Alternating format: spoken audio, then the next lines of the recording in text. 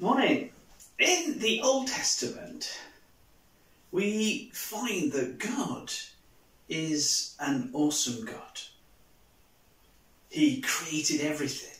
He's immensely powerful. And yet he cares.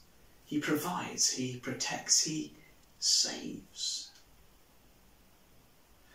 We're going to move on now into the New Testament and look at the life of Jesus. Now, the New Testament is clear. It teaches very clearly that Jesus was a man, but he was also God. If that's true, and of course it is, we should be able to see the characteristics of God from the Old Testament at work in the life of Jesus. So, that will help us, won't it, to see that Jesus truly is God. So let's start our journey through the life of Jesus as we look for these characteristics with the very first miracle. It happened at a wedding in a place called Cana.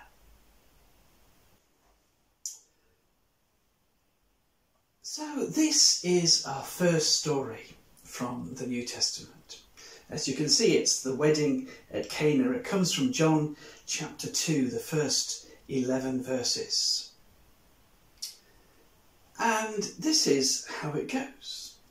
Jesus, you can see him there in the middle, and his mum and some of his disciples had been invited to a wedding at Cana. And of course, weddings are great events, so they all accepted the invitation and turned up. And sure enough, it was a great wedding. The celebrations were going fine. Everything was going smoothly when disaster struck. They started to run out of wine.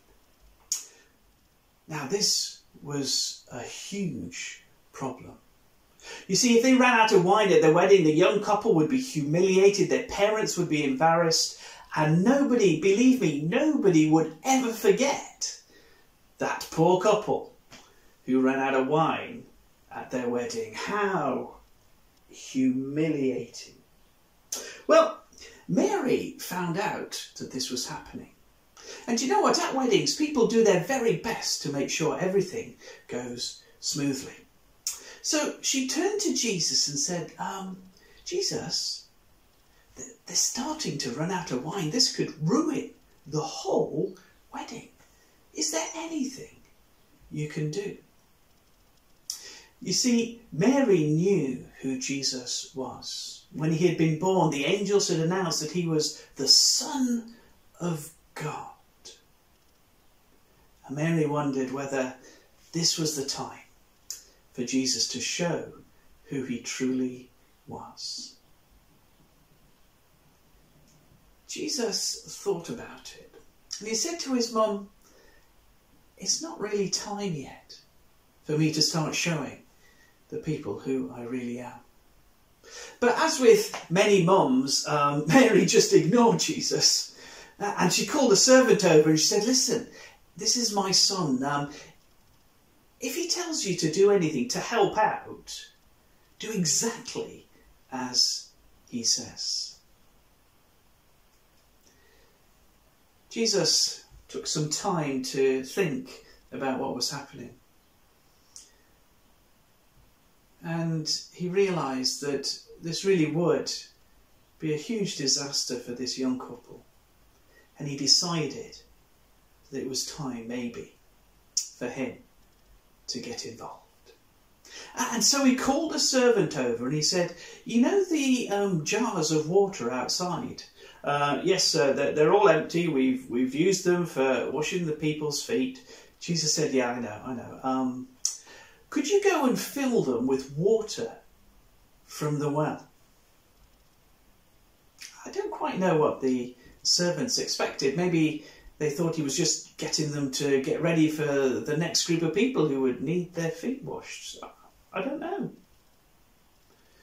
But they did, as Jesus said, and they went and they filled up the jars with water. Each jar held about 100 litres of water. When they'd finished that, they went back to Jesus and said, we've done what you asked. Is that okay? And Jesus says, no, hang on. He says, go and take some of the water from one of the jars and take it to the master of ceremonies and just let him see what it's like. Now the servants were a bit anxious because they knew they'd just filled the jars with water. But because Mary had told them to do what Jesus said, they did so. They took the water to the master of ceremonies, poured it out into his cup, and to their astonishment and his, it was no longer water. It was wine. But not only that, as the master of ceremonies tasted the wine, he was absolutely amazed. And he stopped the crowd. He said, listen.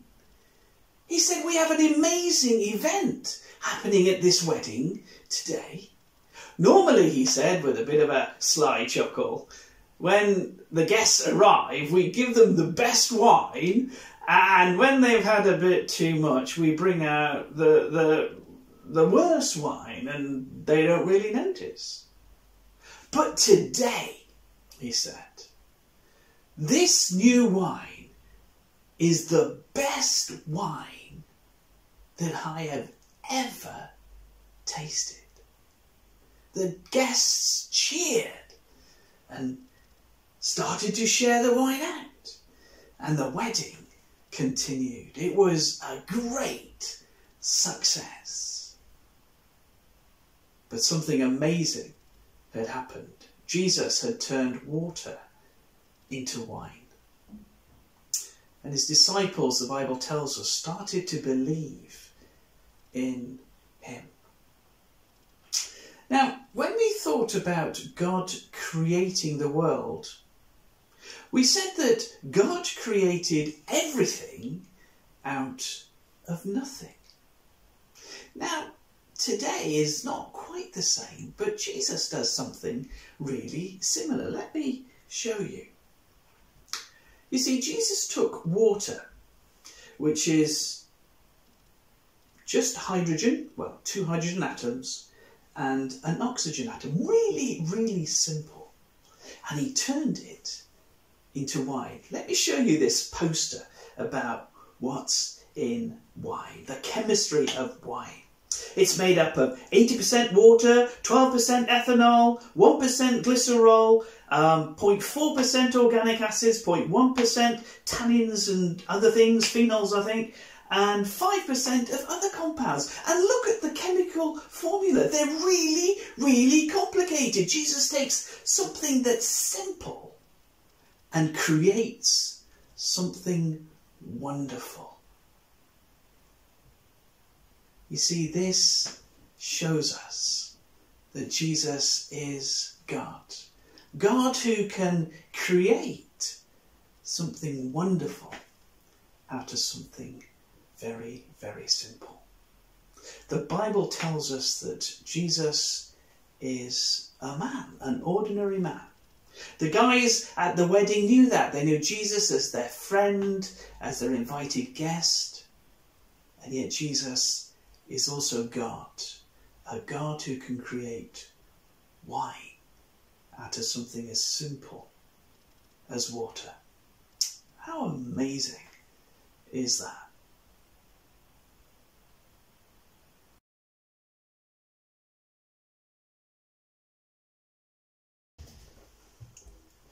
Welcome to the craft room. Our story today was about Jesus turning water into wine, and so that's what the craft is going to be about. I hope you can see that. It's a nice big jug of well, it had water in it, but if we spin this, we can see the wine appear inside the jug. Well, what do we need to make it? Well, we need some sellotape, we need a pair of scissors, a glue stick, and a red felt pen. I've borrowed one of Christine's special red pens, so it'd be helpful if you didn't tell her. There we go, so that's what we need. We also need the downloadable sheet. Here it is. There's enough to make 4, so you could be really, really busy. What do you have to do? Well, you have to cut out 2 rectangles, one of the jar and one that's just the shape of the jar. So what you have to do is you go away and you cut all that out, which is relatively easy, and then you have to colour in the shape of the jar that's red, and you just colour that in with red. Now normally I get Christine to do my colouring in, but I figured this time I was probably up to doing just red. It's brilliant, you have to admit.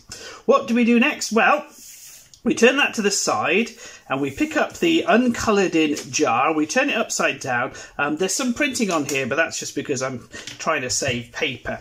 And we get a strip of sellotape. There we go. Take that out of the way.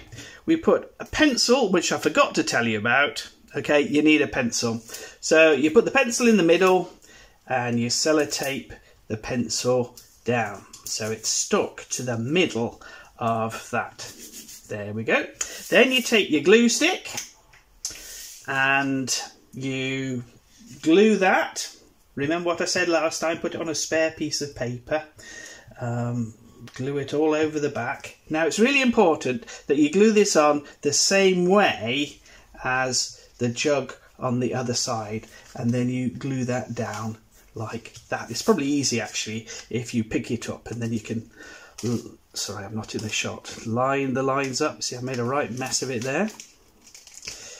Even craft people make mistakes. Look at that, how shocking is that? Right, okay, so now we've glued the two together. We have the wine on one side and the jar on the other, and all you have to do is spin it in your hand and you will see the wine appear inside the jar. So that's really, really simple, isn't it? But the point is to remind us about who Jesus is. Jesus is God. He created wine, something incredibly complex and wonderful, out of something as simple as water. Jesus is the God who creates.